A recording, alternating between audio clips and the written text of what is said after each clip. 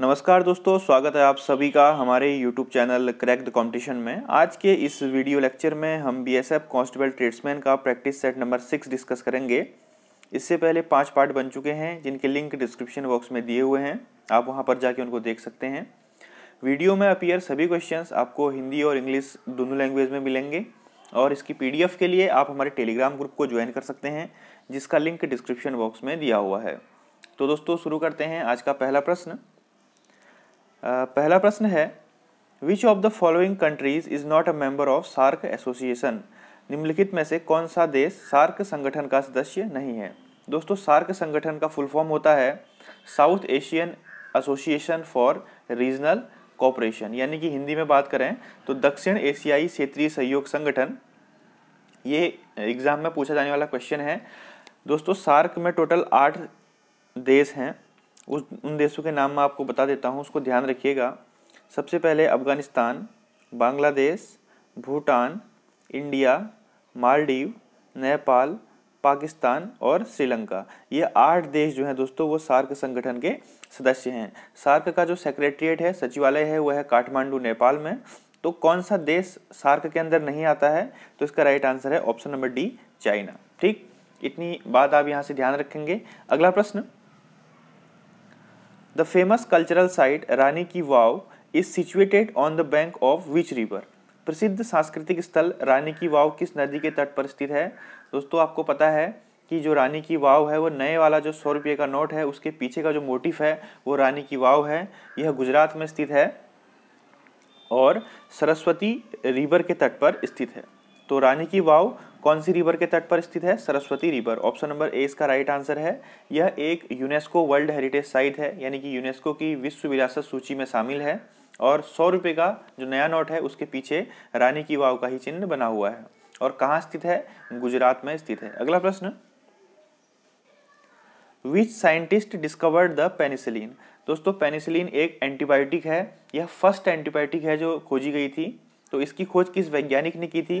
तो पेनिसिलिन की खोज सन 1928 में 1928 में अलेक्जेंडर फ्लेमिंग ने की थी। ऑप्शन नंबर 20 का राइट आंसर है। दोस्तों एंटीबायोटिक क्या होते हैं? जो जीवाणु होते हैं, ठीक है, उनको बॉडी से जो प्रोटेक्शन हमको प्रोवाइड करता है उसको एंटीबायोटिक कहा जाता है।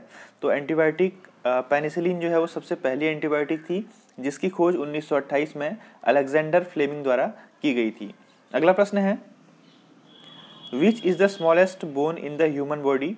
ये क्वेश्चन बेसिक है लेकिन काफी बार हमारे एग्जाम में पूछा जा चुका है। मानव शरीर की सबसे छोटी हड्डी कौन सी होती है? तो मानव शरीर की जो सबसे छोटी हड्डी होती है दोस्तों वो होती है स्टेपीज। Option number B. और स्टेपीज जो है वो कहाँ पर होती है? कान में। ठीक, ईयर की हड्डी होती है। और सबसे लार्जेस्ट बोन कौन सी होती है? जांघ की हड्डी, जिसे फीमर बोला जाता है। अगर सबसे छोटी हड्डी बोलेंगे तो स्टेपीज, और सबसे लार्ज यानी कि सबसे बड़ी हड्डी बोलेंगे तो फीमर। फीमर होती है दोस्तों जांघ की हड्डी, इसको ध्यान रखेंगे। अगला प्रश्न, which part of the brain maintain posture and balance of human body. तो हमारे मस्तिष्क का कौन सा भाग मानव शरीर के पोस्चर को और हमारे शरीर के संतुलन को बनाए रखता है? तो इसका राइट आंसर है पश्च मस्तिष्क, यानी कि सेरिबेलम।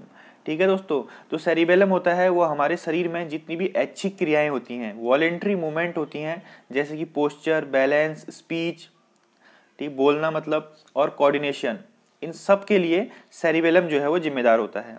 अगर मान लिया जाए कोई आदमी अल्कोहल का कंजम्पशन करता है तो वो सीधे उसके सेरिबेलम पे इफेक्ट करता है, जिससे उसके मूवमेंट, उसका स्पीच, उसकी बॉडी का बैलेंस जो है वो बिगड़ जाता है। ठीक, इसको ध्यान रखेंगे। ऑप्शन नंबर सी इसका राइट आंसर है। अगला प्रश्न, which is the longest part in the digestive system of human body. मानव शरीर में जो पाचन तंत्र होता है उसका सबसे लंबा हिस्सा कौन सा होता है? तो मानव शरीर में डाइजेस्टिव सिस्टम का सबसे लंबा हिस्सा होता है दोस्तों स्मॉल इंटेस्टाइन, छोटी आंत। छोटी आंत करीब 7 मीटर लंबी होती है, इसको ध्यान रखेंगे, ये बहुत इंपॉर्टेंट क्वेश्चन है। मानव शरीर में पाचन तंत्र का सबसे बड़ा पार्ट होता है छोटी आंत, जिसकी लंबाई 7 मीटर के करीब होती है। अगला प्रश्न, noble gas belong to which of the following group of the periodic table. तो आवर्त सारणी पीरियोडिक टेबल आप सभी ने देखी होगी, तो उसमें अक्रिय गैस कौन सी श्रेणी में आते हैं? अक्रिय गैस को नोबल गैस भी कहा जाता है दोस्तों। अक्रिय गैस ऐसी गैस होती है जो किसी भी चीज़ से रिएक्शन नहीं करती हैं, ठीक है, जो अक्रिय होती हैं यानी कि नॉन रिएक्टिव गैस होती हैं, तो ये आती हैं 18वीं श्रेणी में, ठीक है। ऑप्शन नंबर 20 का राइट आंसर है। कौन सी ग्रुप में आती हैं? 18th ग्रुप में आती हैं नोबल गैसेस। ये इंपॉर्टेंट है, अभी हम आपको पीरियोडिक टेबल में दिखा दे रहे हैं। ये देखिए दोस्तों, जो 18 में है helium, neon, argon, krypton, xenon, radon और ऑर्गन, ये सभी किस में आते हैं दोस्तों? 18th ग्रुप में आते हैं और सभी अक्रिय गैस होते हैं। अगला प्रश्न है, which of the following Indian states is home of Manas national park? तो मानस नेशनल पार्क जो है किस राज्य में स्थित है? तो इसका राइट आंसर है ऑप्शन नंबर सी, असम में। दोस्तों असम में और कौन कौन से नेशनल पार्क हैं ये ध्यान रखिएगा, क्योंकि एग्जाम में नेशनल पार्क से संबंधित एक क्वेश्चन आपसे जरूर पूछा जाएगा। तो असम में एक है मानस नेशनल पार्क, दूसरा है काजीरंगा नेशनल पार्क जो कि वन हॉर्न राइनोसोरस यानी कि एक सींग वाले गैंडे के लिए फेमस है, दूसरा है औरंग नेशनल पार्क, एक है डिब्रू सेखोवा नेशनल पार्क। इतनी बात ध्यान रखिए, असम में कौन कौन से नेशनल पार्क हैं? Manas national park, Kaziranga national park, Orang national park और Dibru Saikhowa national park. Next, Gahirmatha sanctuary is the only sanctuary for famous in Orissa. तो गहिरमाथा वन्यजीव अभ्यारण्य जो है वह किस चीज के लिए फेमस है या किस चीज के लिए एकमात्र अभ्यारण्य है? तो इसका राइट आंसर है दोस्तों ओलिव रिडले टर्टल्स का। एक ओलिव रिडले टर्टल्स जो है कछुए की एक बहुत ही रेयर प्रजाति है जो कि सिर्फ गहिरमाथा वाइल्ड लाइफ सेंचुरी में ही पाई जाती है और यह सबसे पहली मरीन वाइल्ड लाइफ सेंचुरी भी है, ठीक है दोस्तों। यह कहाँ स्थित है? उड़ीसा में स्थित है और यहाँ पर किस प्रकार के कछुए पाए जाते हैं? ओलिव रिडले टर्टल्स, इसको ध्यान रखिएगा। अगला प्रश्न है, which of the following countries is the largest producer of wheat in the world? तो कौन सा देश गेहूं का सबसे बड़ा उत्पादक है? तो इसका राइट आंसर क्या हो जाएगा? गेहूं का सबसे बड़ा उत्पादक है दोस्तों China, option number D. China जो है विश्व में गेहूं का सबसे बड़ा उत्पादक है। दूसरे नंबर में आता है यूनाइटेड स्टेट्स ऑफ अमेरिका, तीसरे नंबर में आता है इंडिया और चौथे नंबर में आता है रसिया। इसको आप ध्यान रखेंगे, आपसे एग्जाम में पूछेंगे कि कॉफी का सबसे बड़ा उत्पादक देश कौन सा है? तो ब्राजील। चाय का सबसे बड़ा उत्पादक देश कौन सा है? चाइना। और चावल का सबसे बड़ा उत्पादक देश कौन सा है? चाइना। तो ये तीन चीजें आप ध्यान रखेंगे।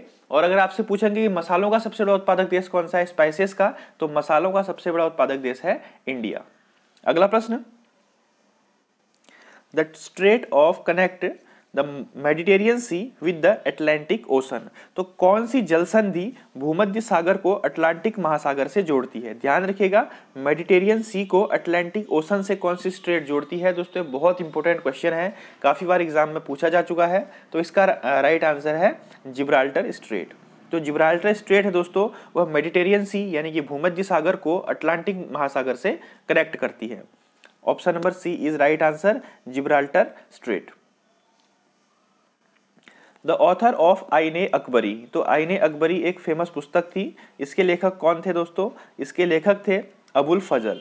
अबुल फजल ने आईने अकबरी में जो अकबर के कार्यकाल का जो इतिहास था या उस समय जो भी चीज़ें प्रैक्टिस की जाती थी वो इसके अंदर लिखी हुई हैं। तो ऑप्शन नंबर बी इसका राइट आंसर है अबुल फजल। अबुल फजल जो थे वो अकबर के नवरत्नों में से एक थे। अगला प्रश्न, the battle of Chausa was fought between Humayun and. तो चौसा का जो प्रसिद्ध युद्ध हुआ था वह हुमायूं और किसके बीच लड़ा गया था? चौसा कहाँ है दोस्तों? चौसा जो है वो प्रेजेंट टाइम बिहार में स्थित है और चौसा का युद्ध हुआ था हुमायूं और शेर शाह सूरी के मध्य में 1539 में। कब हुआ था दोस्तों? 1539 में हुआ था। हुमायूं और शेर शाह के मध्य में हुआ था, जिसमें शेर शाह सूरी की जीत हुई थी।